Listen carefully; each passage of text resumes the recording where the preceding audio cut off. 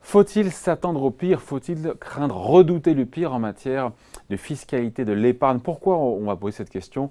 Parce qu'il y a le Conseil des prélèvements obligatoires qui dépend de la Cour des comptes et qui a sorti il y a quelques jours un rapport assez explosif qui préconise des mesures, on va dire, pour remettre un petit peu d'ordre dans les prélèvements fiscaux qui touchent le patrimoine des Français et l'épargne des Français. Propositions, vous allez voir, qui sont globalement assez décoiffantes. On verra si le gouvernement les reprend à son compte ou pas ensuite. Bonjour Jean-Jacques. Bonjour. Jean-Jacques Monceau, auteur du blog My Little Money. Voilà, le Conseil des prélèvements obligatoires, le CPO, c'est du sérieux, hein. Ça phosphore avec... Ça phosphore pas souvent, mais ça phosphore dur. C'est-à-dire que le dernier rapport datait de 2008, donc il y en a à peu près un tous les 10 ans, donc c'est un événement quand même. Ça dépend de la Cour des comptes, il y a des chercheurs, des fonctionnaires, une quinzaine de fiscalistes, des élus, des économistes, des fiscalistes.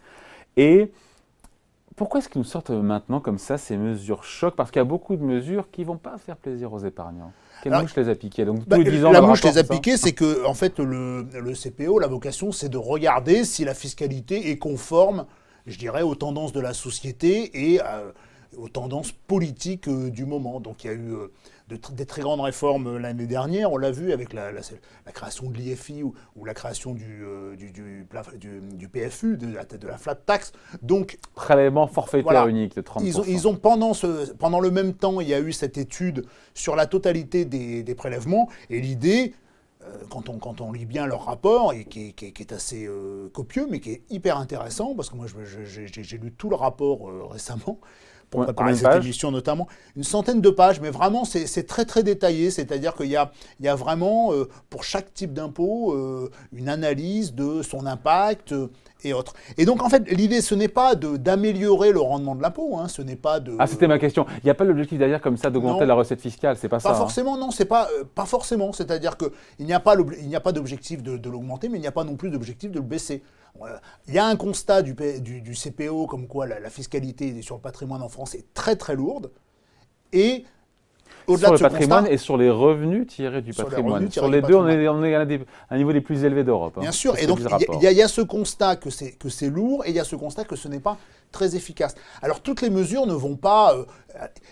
je vais dire, une fois qu'ils ont fait ce constat, ils ont sorti une dizaine de mesures, 10 propositions, qui ne sont pas toutes, qui ne vont pas toutes d'ailleurs dans le même sens. Il y en a qui vont alléger la fiscalité pour certains, d'autres qui vont l'alourdir. Et leur première mesure, d'ailleurs qui est assez intéressante, elle est plutôt en faveur des contribuables, puisque leur première préconisation, c'est ce qu'ils appellent de favoriser la stabilité fiscale en pérennisant ce qu'ils appellent la clause de grand-père. C'est-à-dire que la fiscalité ne doit s'appliquer qu'aux nouveaux...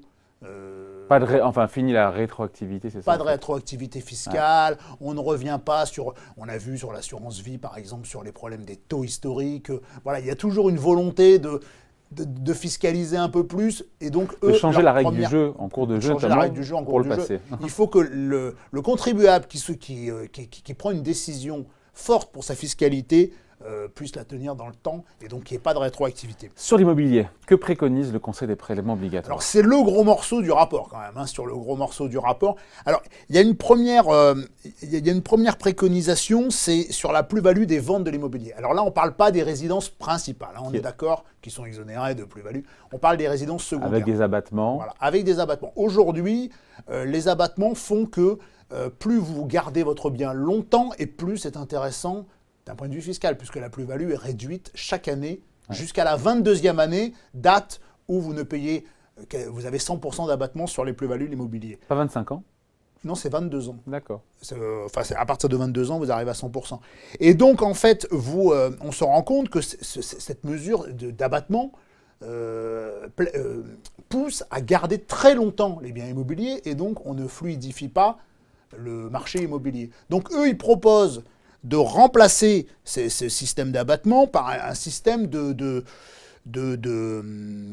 revalorisation du prix de l'immobilier en fonction de l'inflation. C'est-à-dire que vous achetez 100, dans 5 ans après, vous avez par exemple eu 5% d'inflation, eh bien le calcul se fera sur 105.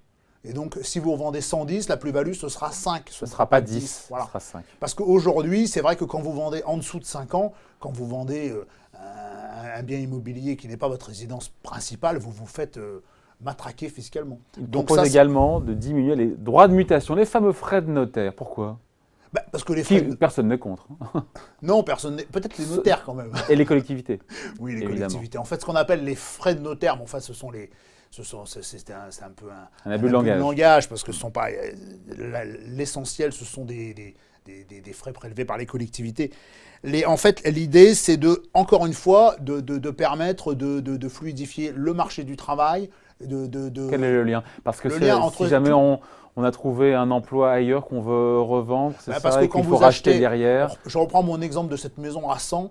Ouais. Quand vous achetez 100 et que vous avez 8-9% de droits de mutation, votre maison vous a coûté 109, vous la revendez un an après parce que vous êtes muté à Dubaï, à Mumbai ou à Shanghai, entre autres. Et vous n'allez pas forcément avoir la possibilité de récupérer ces frais de montage. Ou à Clermont-Ferrand. Vous n'allez pas forcément avoir la possibilité de récupérer ces 8-9%. Donc, en les réduisant, vous fluidifiez le marché de l'immobilier. Et en fluidifiant le marché de l'immobilier, vous fluidifiez la mobilité géographique. Enfin, vous facilitez la mobilité géographique et quelque part, ça a un vrai impact sur le marché de l'emploi. Alors après les mesures qui concernent l'immobilier, celles qui concernent l'épargne et les placements, le livret A, taxer le livret A au-delà d'un certain plafond, pourquoi ça?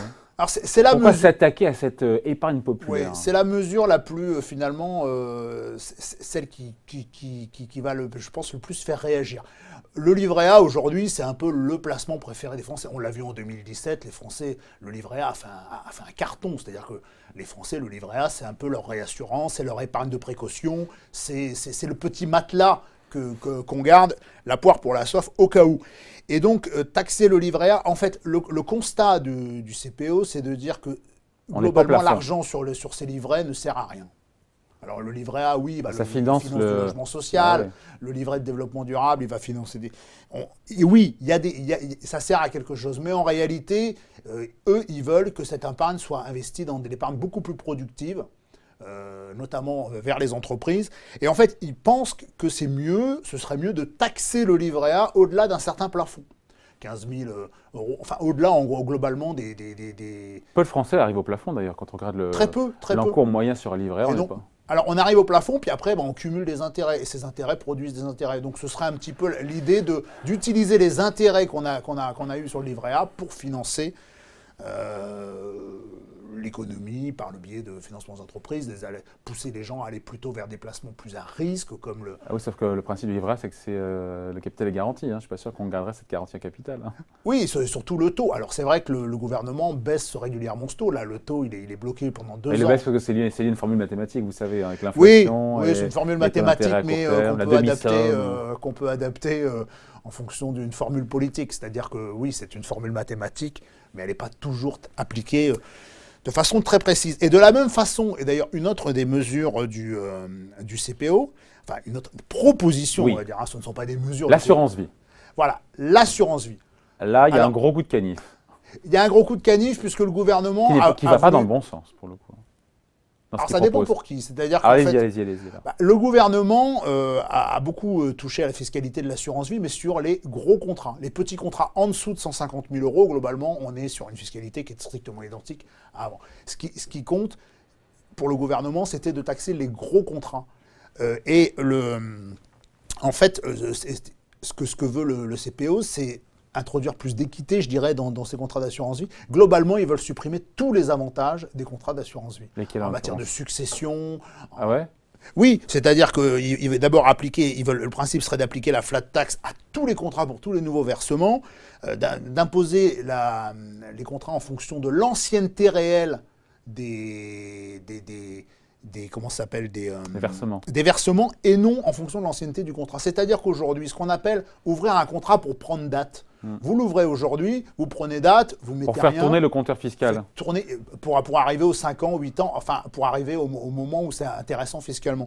Vous ne mettez rien sur votre contrat et puis dès que vous arrivez au bout de 5 ans, au bout de 8 ans, vous allez là, à ce moment-là, mettre un maximum d'argent pour bénéficier. Ça aura moins de temps pour capitaliser aussi, hein, donc c'est un peu discutable. Mais bon, bref. Exactement. Ouais. Mais sauf que, donc voilà, une de leurs propositions, c'est de prendre en compte les versements au moment où ils sont faits. Et pas au moment de l'ouverture du contrat d'assurance vie. Il y aura aussi, ils veulent mettre un terme aux abattements, je crois, sur les. Oui, il y a ce fameux abattement qui permet de faire des retraits, un peu de faire des retraits. On est sur 4 600 € par an pour un particulier et 9 200 pour un couple, après 8 ans de détention. Et ça, c'était vraiment un avantage parce que ça permettait de chaque année de purger ses plus-values.